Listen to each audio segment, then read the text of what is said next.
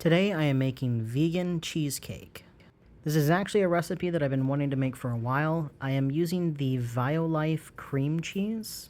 It's not a go-to cream cheese of mine, but it was on sale, so that's why I went ahead and grabbed it.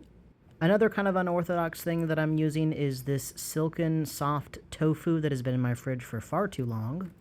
I looked at a couple of recipes that just called for milk. I went ahead and chose to use some coconut milk. I've got some plant-based butter and some Trader Joe's graham crackers. I looked at quite a few recipes and I tried to find and gather as many ingredients from my pantry as I possibly could. The one thing that I was missing was cashews. Apparently that was called for. Have no cashews, but at least I've got this stuff here.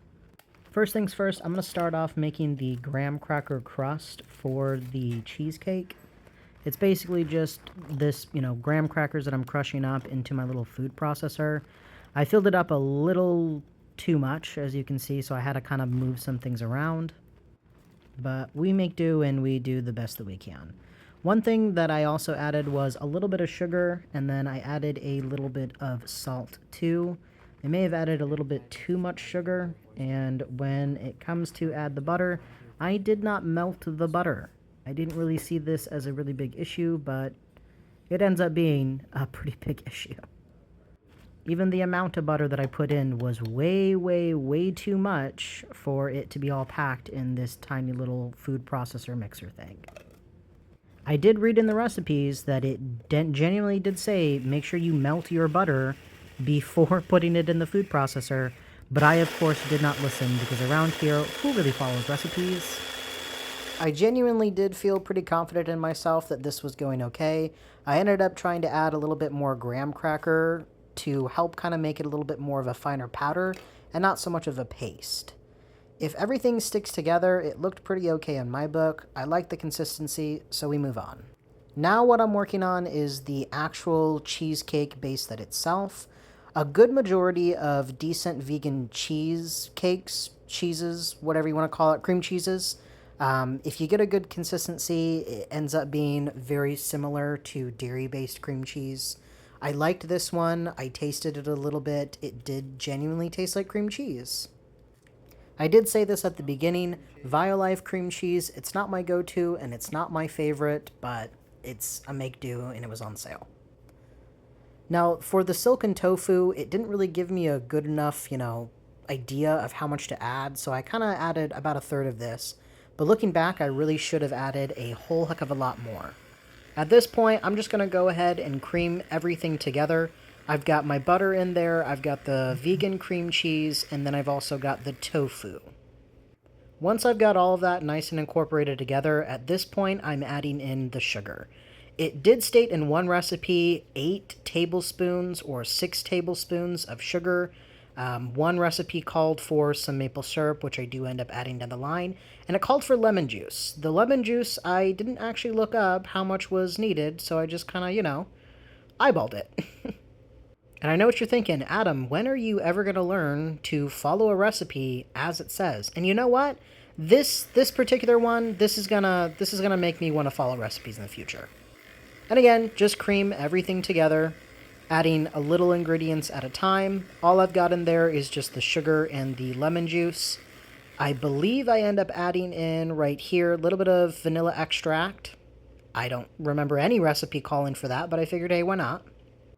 And then I didn't read anywhere where to add the cornstarch, so I just added it right there, because every recipe called for cornstarch. It didn't say how much, and it didn't say when or where to add it, but you know what? Make do. So I also added in way more butter. I did not need to add in this much butter. I genuinely did too much butter. For the milk, I only did about a quarter cup. I felt that that was a pretty decent amount. I didn't want the cheesecake to be too watery, so I figured a quarter cup of the coconut milk would be good enough. And again, just cream all of that together. I felt like I was forgetting something, and then I remembered, oh yeah, there was a couple of recipes that called for maple syrup. So I went ahead and I added in a little bit of maple syrup just to kind of help sweeten it up a bit, as if the 8 tablespoons of sugar I added wasn't enough. I basically go ahead and just finish creaming everything together. I did try the cream cheese base to see if it did taste like cheesecake. Wow. You know, it actually kind of does taste like cheesecake. Like, not gonna lie, it does. I don't think I'm gonna add anything else to it, to be honest. I think I'm just gonna kind of leave it alone. And sure enough, I did. I left it alone and moved on to making our little pie crust. I dumped everything that we had processed in our little food processor, and I patted it down to the best of my ability. At one point, I was just like, you know what? I've seen people on baking shows do this a whole heck of a lot more effectively. So I got this kind of circular measuring cup and just really patted everything down and made sure everything was as even as possible. I don't know about you, but I'm kind of a graham cracker fanatic, and I really wish that my graham cracker crust was a little thicker. What I went ahead and I did anyways was I ground up some loose graham crackers without any butter in it, just to kind of get a nice crumbled consistency just like this, and I chose to use it as more of a topping. At this point, I'm just putting all of my cheesecake stuff together. The oven has already been preheating as I've been just kind of putting together the rest of the graham cracker crust. And I try to make sure that everything is evenly centered as possible. Just make sure that there's no lumps, everything is nice and smooth. The recipe basically said 350 degrees for 30 minutes, which I do not believe was enough time. Definitely know that I should have baked this a lot longer. See what I'm doing with the graham cracker? I just kind of align it with on the edge. I don't know. I have never seen a cheesecake like this before. This was probably a bad idea. You'll see. You can determine for yourself if me doing this towards the end was just a terrible idea. But I just want to say, at least I tried to make it look pretty. Alright, we're going to pop that bad boy in there, and this is what the finished result looks like. This was me following the instructions. It's very, very, very, very soupy. It's very soupy, it's very buttery.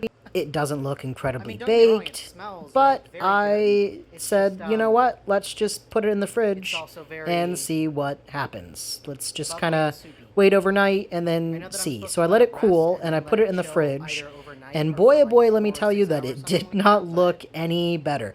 I know it looks disgusting, trust me, I completely understand. This is probably the worst cheesecake ever created. And the next day it didn't look a whole heck of a lot better.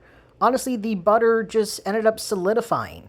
There are clumps of butter all over this thing. This thing was a GD disaster. It did set though, like it has the firmness of cheesecake. You can see it looks like cheesecake.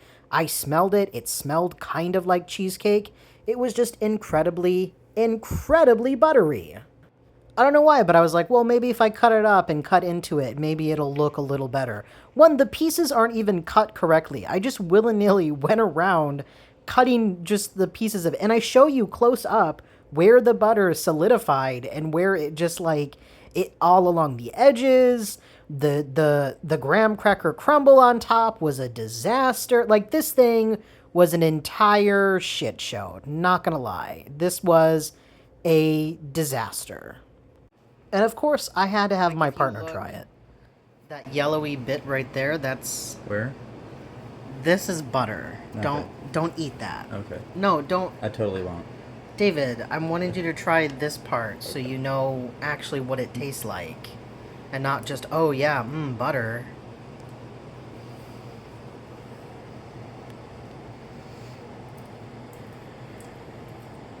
It's kind of cheesecake. It's kind of cheesecake. Now you can eat the butter part. Thank you. Fucking...